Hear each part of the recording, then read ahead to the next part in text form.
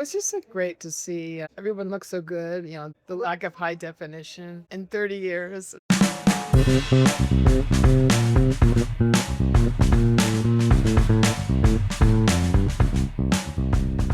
Welcome to Daily Variety, your daily dose of news and analysis for entertainment industry insiders. It's Wednesday, January 28th, 2026. I'm your host, Cynthia Littleton. I am co-editor-in-chief of Variety alongside Ramin Satuda. I'm in LA, he's in New York, and Variety has reporters around the world covering the business of entertainment. In today's episode, we'll hear snippets from the movers and shakers who stopped in at the studio that Variety hosted during the Sundance Film Festival this past week. It was presented by Audible. I also had the pleasure of sitting down with music legends Kim Gordon and Kathleen Hanna and director Tamra Davis. That was Kim you heard in the cold open. The trio were at Sundance for the premiere of Davis's documentary The Best Summer, which chronicles a tour of Australia in December 1995 and January 1996 that featured Sonic Youth, Beastie Boys, Foo Fighters, and many more. But before we get to all of that, here are a few headlines just in this morning that you need to know. 46 million viewers watched the Seattle Seahawks beat the LA Rams to secure their Super Bowl spot this past Sunday. Viewership peaked at 49.6 million, according to Fox Sports. That was up 4% from last year's NFC Championship game. But the AFC Championship game earlier in the day was even higher. CBS Sports says 48.6 million viewers tuned in to see the New England Patriots top the Denver Broncos. That game peaked at an astounding 58 million viewers, and that was up 10% from last year's AFC Championship game. Football's very hot year is the focus of Variety's cover story this week. I wrote about the league's long-term image rehabilitation campaign and its outreach to women, people of color, and international viewers. There was joy Tuesday night in Park City. The Sundance Film Festival delivered an old-fashioned all-night bidding war that ended with A24 nabbing Olivia Wilde's much-buzzed-about relationship comedy, The Invite. All of these stories and so much more can be found on Variety.com right now. And now it's time for conversations with industry leaders about news and trends in show business. Today's format is a departure for Daily Variety. We've queued up a rapid-fire run of clips from our Sundance studio. We had a parade of actors, directors, writers, and producers coming through our incredible space in the heart of Main Street. We're grateful to Audible for sponsoring these important conversations. Sundance takes place in the rarefied air of Park City, Utah, a beautiful setting and a ritzy ski resort town. But that doesn't mean it's immune to the problems of the real world. The strife and division in our country was evident by the incident in which a congressman from Florida, Maxwell Alejandro Frost, was punched in the face at a private party thrown by CAA. The drunken perpetrator, who was not invited to the party, reportedly screamed racist remarks at Frost, who is of Puerto Rican, Haitian, and Lebanese descent. Shameful. And then on Saturday, the mood for many turned even more grim. News of the fatal shooting of ICU nurse Alex Pretty by ICE agents in Minneapolis reached the mountain by midday, and it could not be ignored in the heady environment that brings so many filmmakers and creatives together. So here we go with our first two clips, actors Natalie Portman and Zoe Deutsch explaining why they wore no ice pins at Sundance while promoting their movies. Portman was there for The Gallerist. Deutsch was pitching Gail Daughtry and the Celebrity Sex Pass. Well, this is obviously such a joyful community celebrating film here, and we're so excited to be showing The Gallerist here. But we're also at a moment in our country's history that is quite devastating, and I think it's really it's impossible not to talk about what is happening right now and the brutality of ICE and how it has to stop immediately, and also the beautiful community that Americans are showing right now, showing up for each other, protecting each other, and fighting for their freedom. It's a bittersweet moment to celebrate something we're so proud of on a backdrop of our nation really in pain.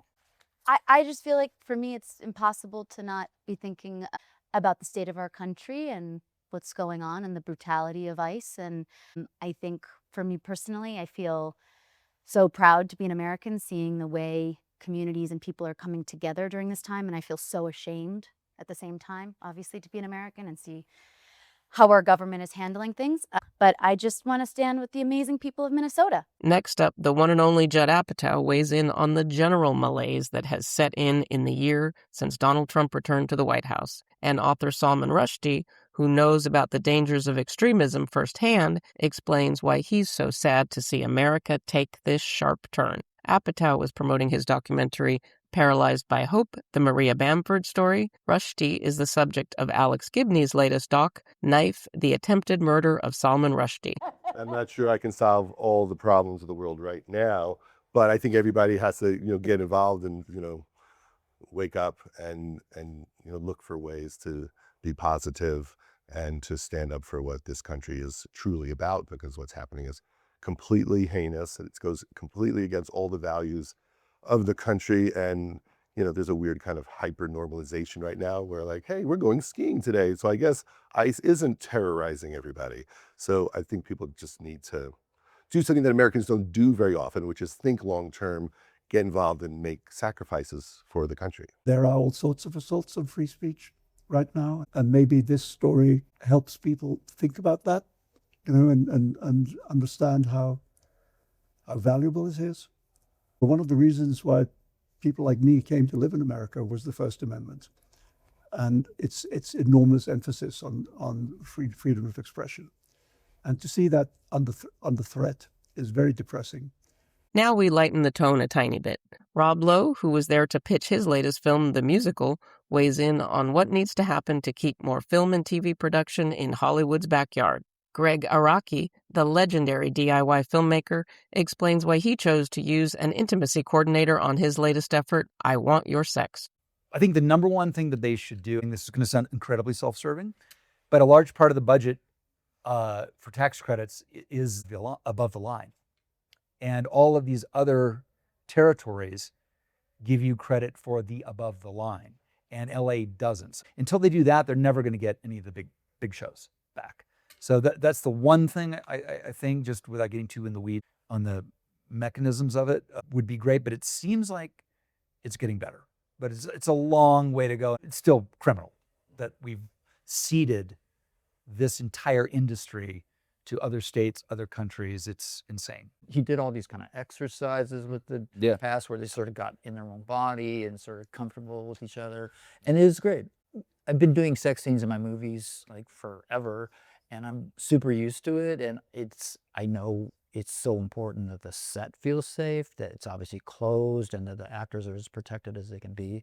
But having that extra person there who that's their job is terrific. Yehud is great, but I've heard there's bad ones too that make it more awkward and more terrible. So, it's like a DP or anybody. You got to pick the right guy or girl. Now we'll get a little perspective on how the indie film business is changing amid the streaming media revolution and the world of social media.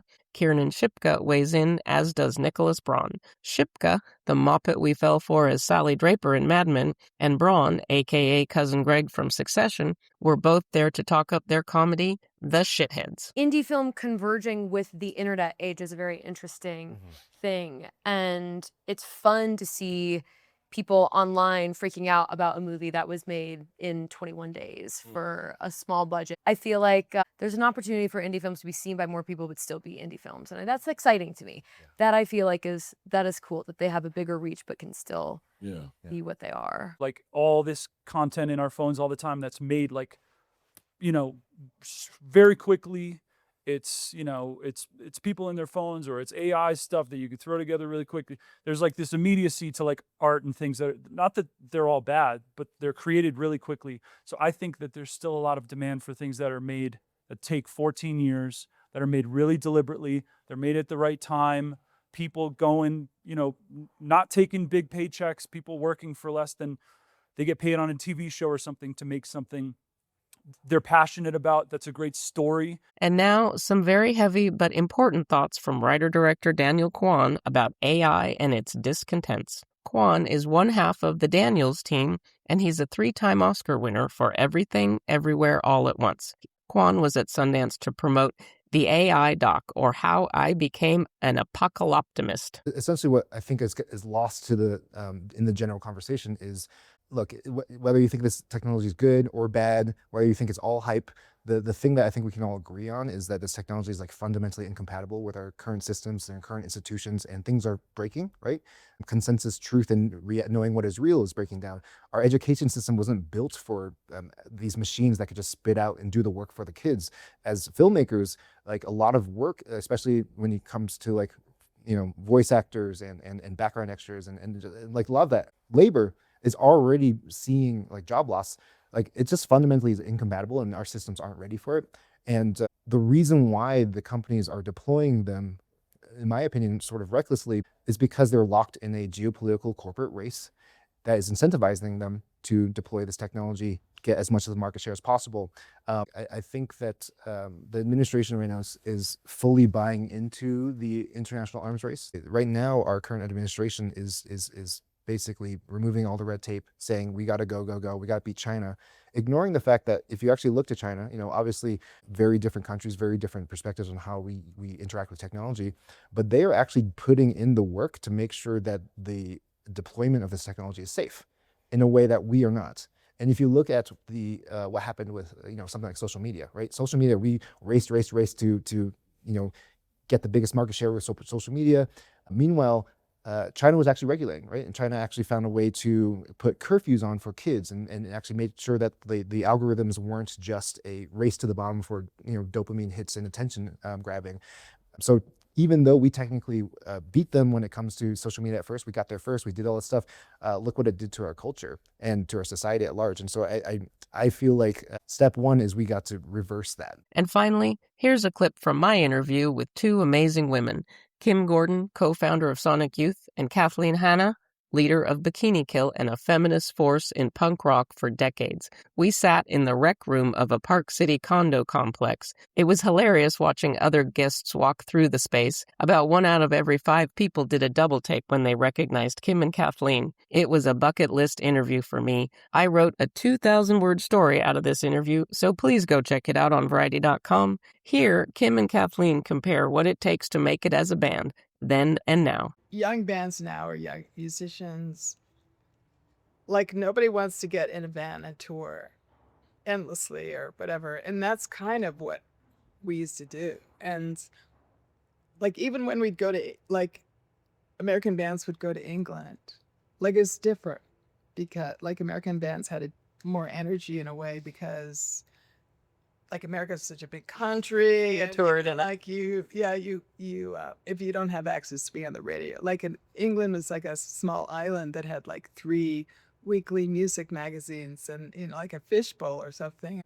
So I think that's a big difference. Like now it's just like people evolve musically differently, and it's more just attuned to what the technology is today. They can't afford to tour, like rent's too high, they can't.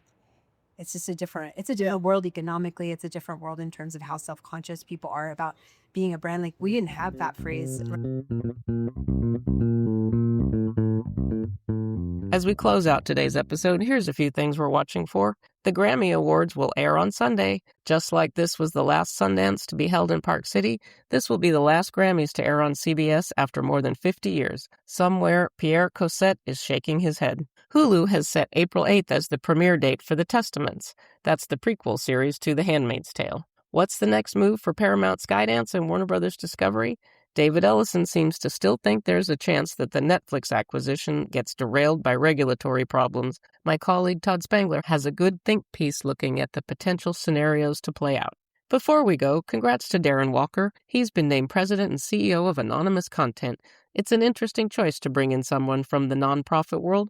Walker spent the past 12 years running the Ford Foundation, where he made a massive impact on the arts. Thanks for listening. This episode was written and reported by me, Cynthia Littleton, with contributions from the entire Variety team that went to Sundance.